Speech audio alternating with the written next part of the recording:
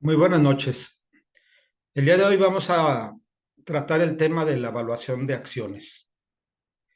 Es el último tema de nuestro curso. La próxima semana está programada una sesión de repaso general. Y en ese repaso general, pues yo tengo formuladas unas preguntas, un cuestionario, algunos ejercicios que pues están ahí a su disposición para que si quieren irlos resolviendo y si tienen alguna duda, pues la resolvemos la próxima semana. Vamos a comenzar con nuestra sesión.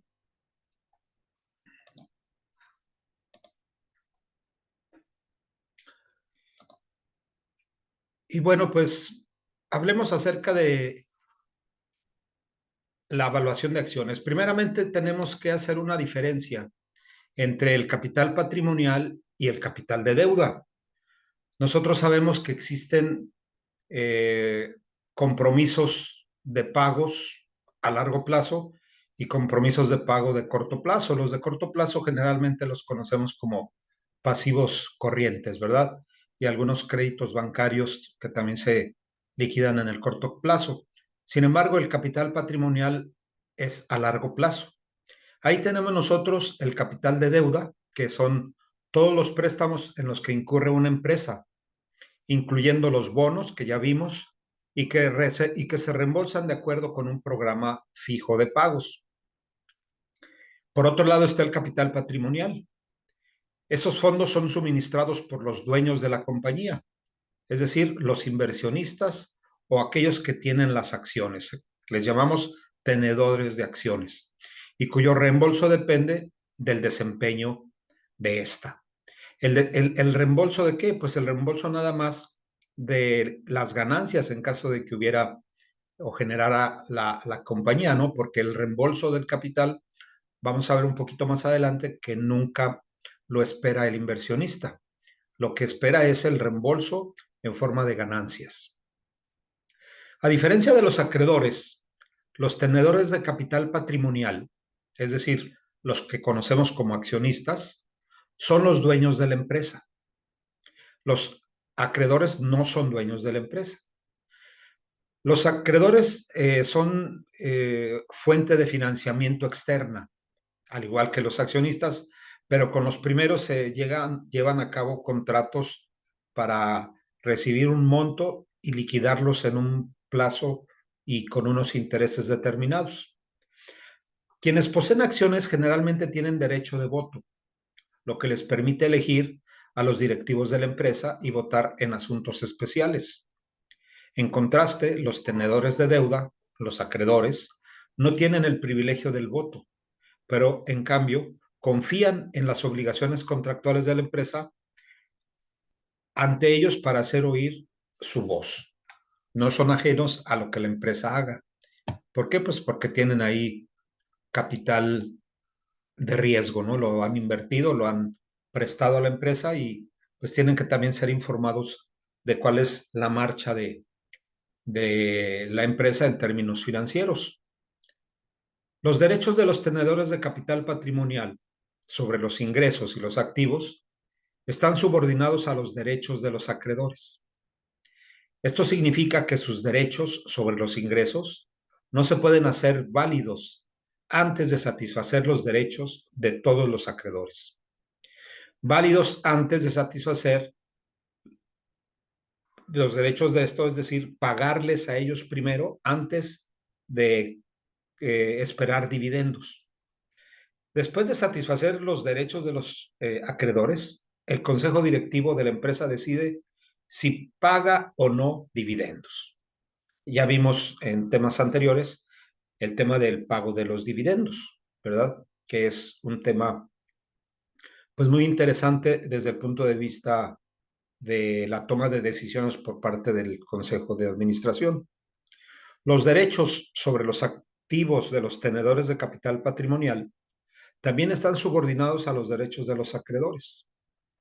Si la empresa quiebra, los activos se venden y lo recaudado se distribuye en el siguiente orden: acreedores asegurados, acreedores no asegurados y tenedores de capital patrimonial.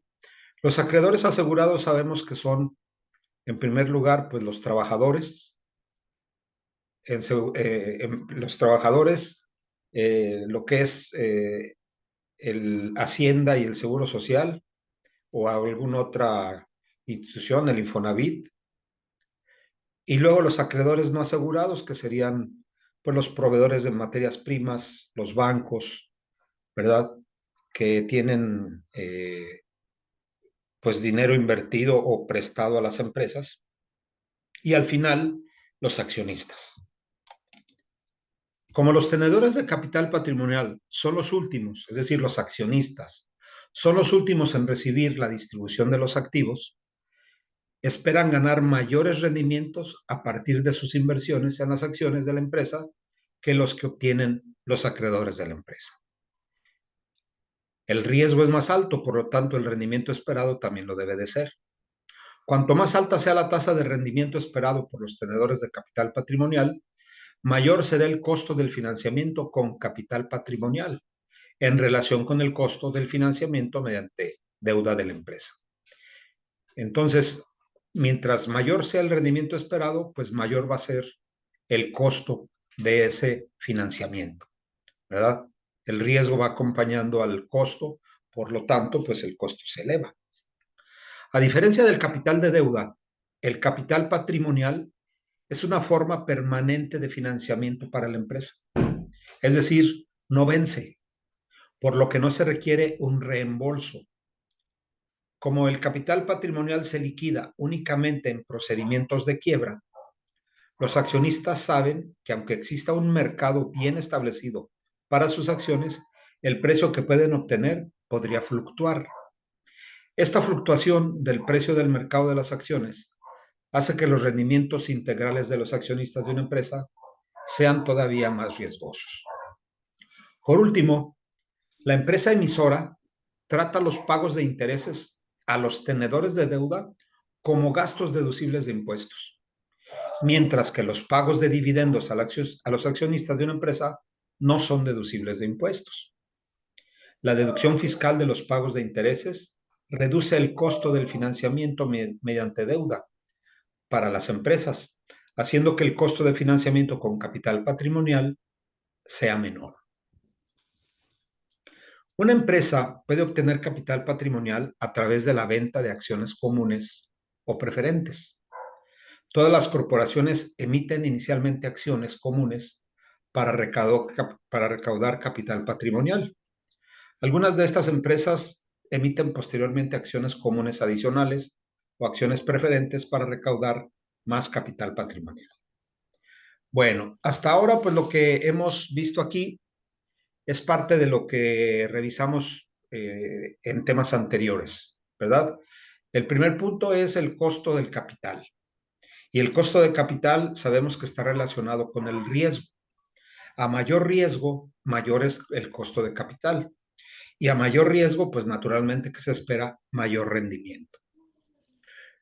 Los tenedores de acciones, que son los propietarios de las empresas, son los últimos que van a recibir pago como producto del riesgo incurrido por la compra de las acciones. En el momento en que la empresa genere ganancias, bueno, pues la empresa va a tener que pagar primeramente las deudas de corto plazo, que no las tocamos aquí ahorita, pero que es el pasivos, cuentas por pagar, documentos por pagar, etcétera. Y luego tiene que cubrir la deuda de largo plazo, ¿verdad? La deuda con bancos, la deuda con instituciones financieras, que no siempre son bancos, pueden ser arrendadoras, ¿verdad? Empresas de factoraje. Con ellos pues tiene que liquidar la deuda en el momento en que reciba flujos de efectivo positivos y tiene que empezar a distribuirlos. Ya si al final de pagar todo eso todavía hay un remanente, ¿sí? Pues entonces se paga a los accionistas. De ahí que se dice que los accionistas, ¿sí? Que a los accionistas se les denomina propietarios residuales.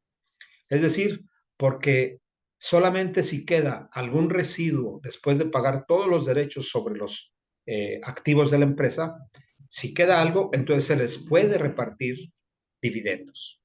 No hay una garantía absoluta en que se le vaya a hacer el pago de dividendos, ¿no? Entonces, pues el riesgo que corren los accionistas pues es más alto. Otra cuestión importante que vimos en las diapositivas anteriores es la relacionada con el vencimiento, ¿verdad? Amén de que hablamos también sobre el orden que siguen los participantes en las deudas de la compañía en un momento dado de una quiebra, pues los inversionistas o los accionistas son los últimos en poder considerar que les va a tocar algo de lo que pudiera ser la liquidación de los activos. Se va pagando primero a los acreedores asegurados, trabajadores, seguro social, hacienda, luego a los bancos, por las financieras y por último a los accionistas. La parte que citaba es con respecto a que este tipo de capital patrimonial no tiene fecha de vencimiento, ¿verdad? ¿Qué significa eso? Bueno, pues que las acciones son para toda la vida de la empresa. Si la vida de la empresa vive 100 años, pues si las acciones van a tener esa vida también. Si se alarga a los 100 años, pues las acciones siguen alargándose también en cuanto a la vida que ésta tenga. No vencen, ¿verdad? Quiere decir que todo el tiempo pueden estar recibiendo dividendos, ¿verdad? Por concepto de las utilidades que genera la empresa, pero no es la única manera de obtener ganancias. Los inversionistas o los accionistas pueden también vender las acciones a un tercero.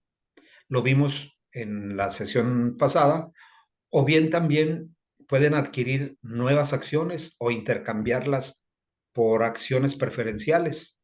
Entonces pueden hacer diferentes operaciones que les permitan percibir más ganancias.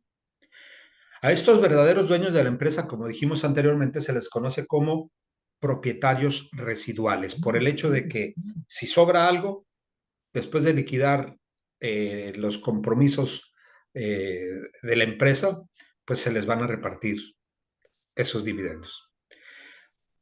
Los accionistas tienen la certeza de algo, no pueden perder más de lo que invirtieron en la empresa. Es decir, el monto que invirtieron en la empresa es el que está en riesgo, única y exclusivamente. No pueden perder más de eso. Qué gran consuelo, pues lo mismo hacen los que no son accionistas, ¿no? Ellos tampoco pueden perder más. ¿Por qué? Pues es lo que prestan y eso es lo que perderían si no se les pagara. Como consecuencia de esta posición, por lo general incierta, los accionistas comunes esperan recibir una compensación consistente en dividendos adecuados y en última instancia en ganancias de capital. Pueden ser las acciones de diferentes formas o diferentes tipos. Hay acciones privadas, es decir, en manos de inversionistas privados o acciones públicas en propiedad de inversionistas públicos. Las compañías privadas tienen con frecuencia capital perteneciente a pocos accionistas individuales o un pequeño grupo de inversionistas privados, como son las empresas familiares, acciones privadas. O bien las compañías públicas son de participación amplia, ya que pertenecen a muchos inversionistas individuales o institucionales no relacionados. Hay quien compra acciones de una compañía sin conocer a los dueños o a los fundadores de la misma, ¿verdad? Tendrá referencias, pero no forma parte de la familia fundadora. Son acciones que se venden al público, son las acciones públicas. Y las acciones privadas, pues que también tienen validez naturalmente, pero generalmente se venden entre un inversionista cercano a la familia. Los accionistas comunes, porque tenemos dos tipos de acciones, las comunes y las preferenciales o preferentes, los accionistas comunes esperan recibir una compensación por medio de dividendos periódicos en efectivo y un aumento en el valor de las acciones. El precio nominal de la acción no cambia, Lo, lo que cambia es el precio de mercado de la acción. Una acción se compra a un valor, a un precio, el cual establece al momento de la emisión, se paga por esa acción ese precio, pero esa acción puede aumentar de valor, pero también puede caer en el mercado. Entonces, un aumento en el valor de las acciones también espera ser visto por los accionistas. Algunos de estos inversionistas deciden cuáles acciones comprar y cuáles vender con base en un plan para mantener un portafolio ampliamente diversificado. En el mercado de valores, los inversionistas en un mercado público, pues tienen cierta preferencia por acciones emitidas en determinados sectores y otros pues están encaminados en otros sectores. Sin embargo, forman portafolios, es decir, un conjunto de instrumentos financieros que les permite reducir el riesgo. Cuando hablamos nosotros del costo de capital promedio ponderado, pues nos habla ahí de diferentes componentes de un portafolio de inversión que permite que el costo de capital sea más bajo y en este caso el riesgo sea más bajo, en el caso de los portafolios de inversión compuesto por acciones. Otros inversionistas tienen una manera más especulativa de negociar. Intentan ubicar compañías cuyas acciones están infravaloradas, lo que quiere decir que el valor verdadero de las acciones es mayor que el precio actual de mercado. Las acciones tienen un valor nominal. Sin embargo, cuando estas están en el mercado, el precio de la acción puede estar por encima o por debajo de su valor nominal. Si están infravaloradas, quiere decir que el precio de la acción es superior al precio del mercado. Estos inversionistas, en el caso particular, compran acciones que creen que están infravaloradas y venden acciones que piensan que están sobrevaluadas. Es decir, el precio de mercado es mayor que el valor nominal. Independientemente del motivo de la negociación, el conocimiento de cómo valuar las acciones comunes es una parte importante del proceso de inversión. La evaluación de acciones también es una herramienta importante para los gerentes financieros. ¿Cómo podrían trabajar para maximizar el precio de las acciones sin conocer los factores que determinan su valor? Esa sería la pregunta con la que cierro la parte teórica de, de las acciones, ¿sí? ¿Por qué? Porque enseguida hablaremos acerca de la evaluación de las acciones. Es muy importante saber que una acción o el precio de una acción se puede evaluar con respecto a diferentes métodos. Vamos aquí a ver dos con ejemplos y uno lo vamos a citar nada más.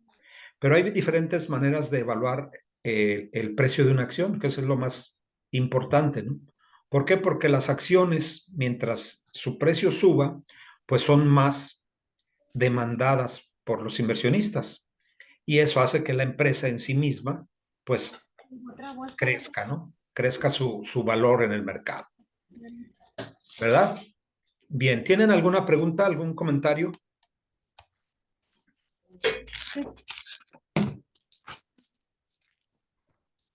¿No? Bueno, no, ninguno. Vamos a ver cómo es la evaluación de acciones. La evaluación de acciones, si alguien tiene recuerdos del método de evaluación presente, perdón, del valor presente neto, podrán verlo en la diapositiva que tengo ahorita en la pantalla que me muestra al final la fórmula 7.1. P0 puede ser el valor presente. D1 es el flujo del periodo 1, D2 del flujo del periodo 2 y así sucesivamente hasta el periodo infinito, dice aquí. Bueno, ese si lo divido entre 1 más K a la 1, es una forma de descontar el valor, ¿no? Si la leen esta fórmula de esa manera. Aquí se están descontando los valores de los dividendos. ¿Con qué? Pues con una K, que puede ser el costo del capital, la tasa de interés o el rendimiento requerido. Aquí tenemos P, va a estar dado en pesos, D1 estará dado en pesos, 1 más K va a estar dado en un porcentaje, y la potencia pues va a ser 1, 2, 3, 4 o 5, el número de periodos que corresponda al flujo determinado. Bueno, la ecuación básica para la evaluación de acciones comunes es esa, al igual que el valor de un bono. El valor de una acción común es igual al valor presente de todos los flujos de efectivo futuros, en este caso, dividendos, que se espera esta proporción. Aunque un accionista puede obtener ganancias de capital vendiendo acciones a un precio mayor al que pagó originalmente, lo que se vende en realidad es el derecho a todos los dividendos futuros. ¿Qué pasa con las acciones que no pagan dividendos actualmente? Estas acciones tienen un valor atribuible a un dividendo futuro, las ganancias que se espera obtener de la venta de la empresa. De modo que, desde el punto de vista de la evaluación, los dividendos futuros son relevantes. Hablamos entonces de que estamos viendo hacia el futuro, no estamos viendo hacia atrás, sino que vemos hacia adelante. Y hacia adelante todo es incierto, todo es esperado, todo es un pronóstico, porque no hemos encontrado aún la manera de cómo predecir el futuro de manera exacta o sin equivocaciones, sin márgenes de error. Por lo tanto, pues va a ser incierto lo que nosotros pronostiquemos. Sin embargo, pues es una manera de tratar de estimar el precio en el presente de una acción en el futuro. ¿Sí? ¿Está claro? La ecuación puede simplificarse redefiniendo el rendimiento anual D sub T, es decir, el dividendo en ciertos periodos de tiempo. Aquí consideraremos tres modelos para evaluar las acciones: el modelo de crecimiento cero, el crecimiento constante y el de crecimiento variable. Estos tres métodos son muy sencillos, no tienen un alto grado de complejidad. El primero, pues, dado que el crecimiento es cero, es el método más sencillo. Para la evaluación de dividendos es el modelo de crecimiento, el cero, el cual supone que un flujo constante de dividendos no crecientes. En términos de la notación ya presentada, pues el dividendo 1 va a ser igual al dividendo 2, al dividendo 3, al dividendo 4, hasta el dividendo T. ¿Sí? Cuando dejamos que DT represente el monto del dividendo anual, la ecuación 7.1, la anterior, bajo crecimiento cero se reduce al valor presente de una perpetuidad. Si ustedes se acuerdan de las perpetuidades en matemáticas financieras, pues este es el caso. Esta es una perpetuidad, ¿verdad? El precio de la acción en el momento cero, es decir, hoy, es igual al dividendo entre K sub T, donde K pues va a ser el rendimiento esperado de la acción.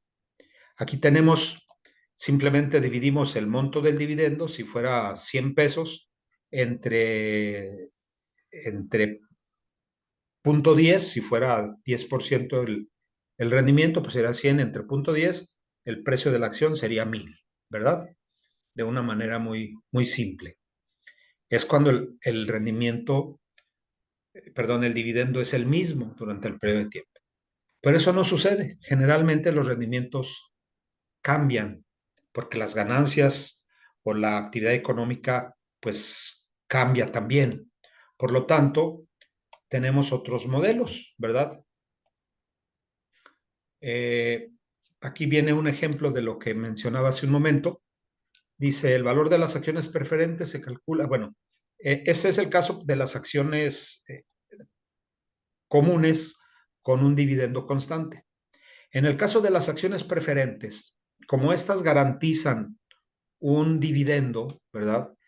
Generalmente está garantizado el dividendo, pues su cálculo es exactamente el de una perpetuidad. Así tenemos el ejemplo.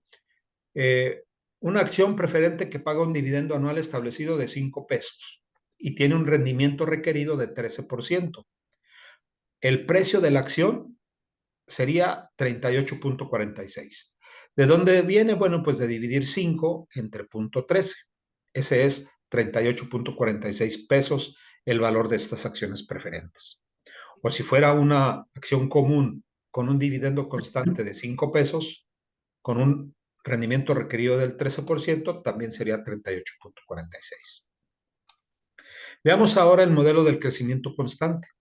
Es el método más difundido para la evaluación de dividendos y se supone que los dividendos crecen a una tasa constante, pero a una tasa menor que el rendimiento requerido.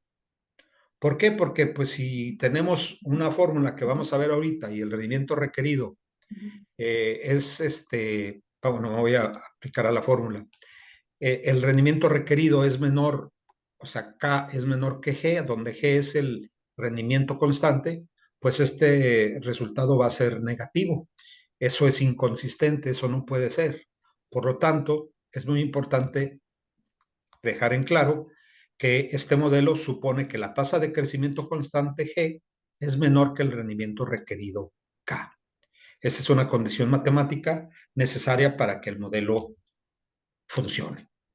Bueno, ¿qué nos dice este modelo? Bueno, simplemente el cálculo del precio de la acción es dividir el dividendo, ¿sí?, entre la diferencia del rendimiento requerido y la tasa de crecimiento constante de ese dividendo. Yo tengo un ejemplo aquí.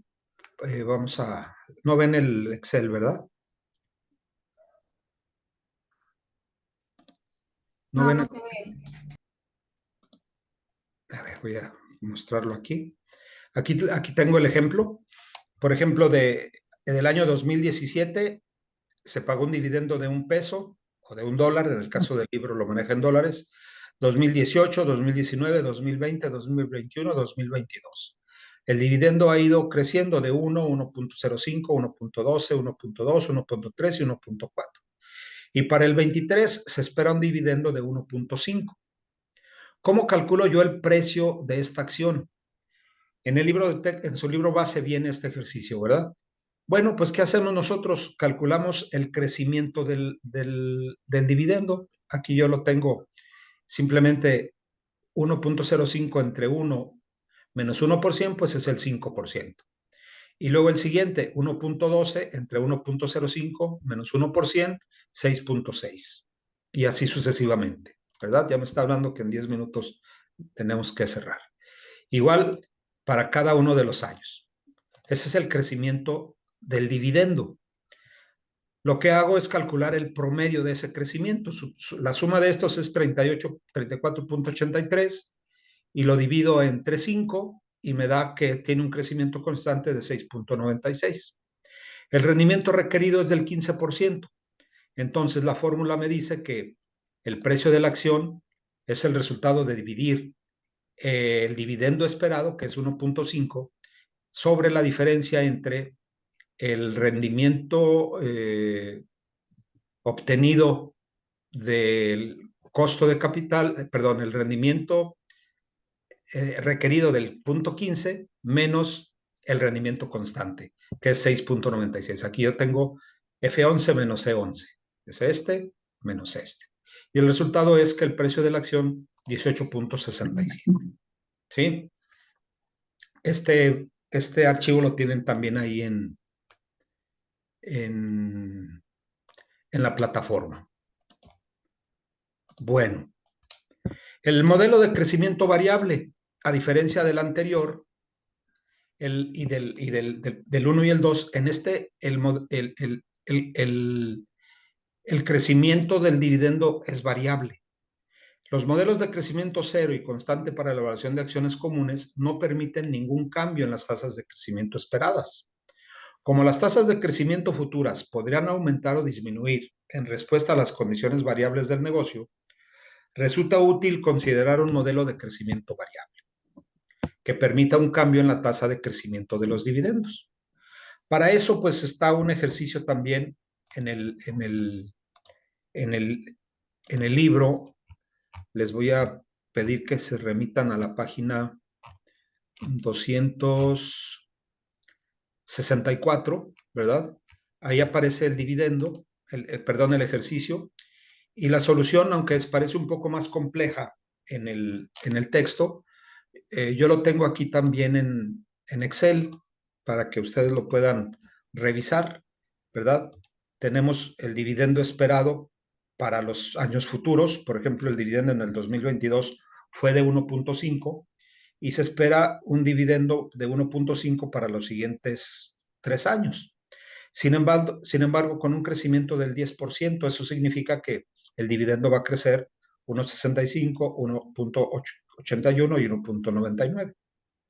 El rendimiento requerido pues es del 15%, pero también tiene un crecimiento, ¿verdad? 1.15, 1.15 al cuadrado, 1.15 al cubo.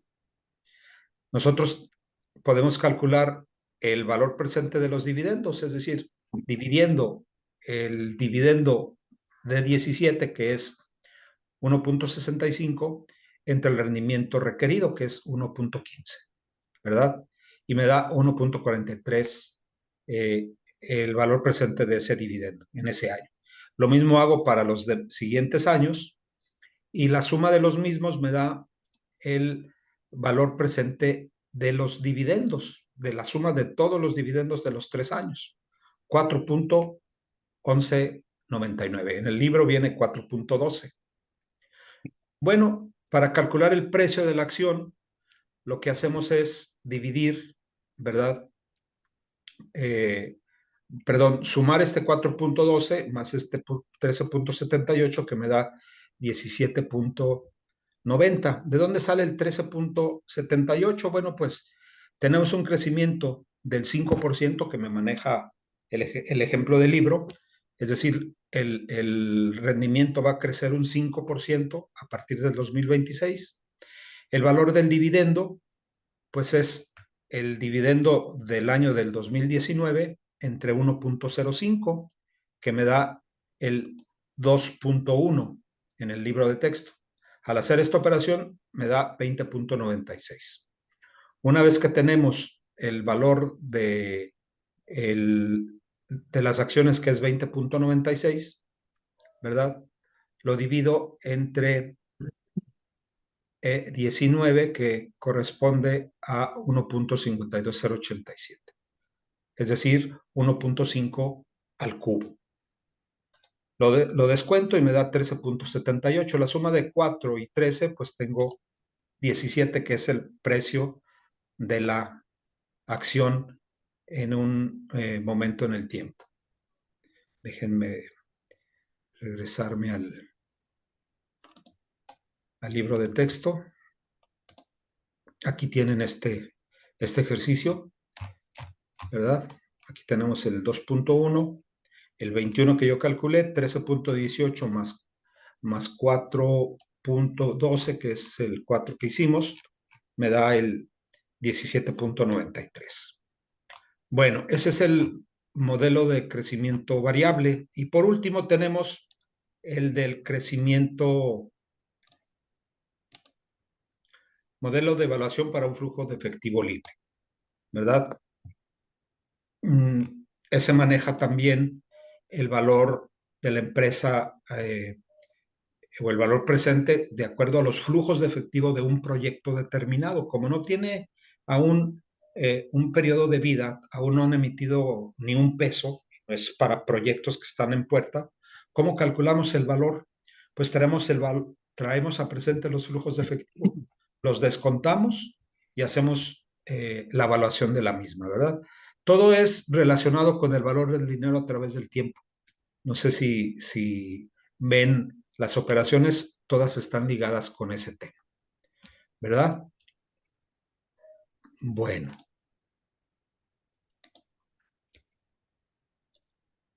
bien. ¿Tienen alguna pregunta hasta aquí?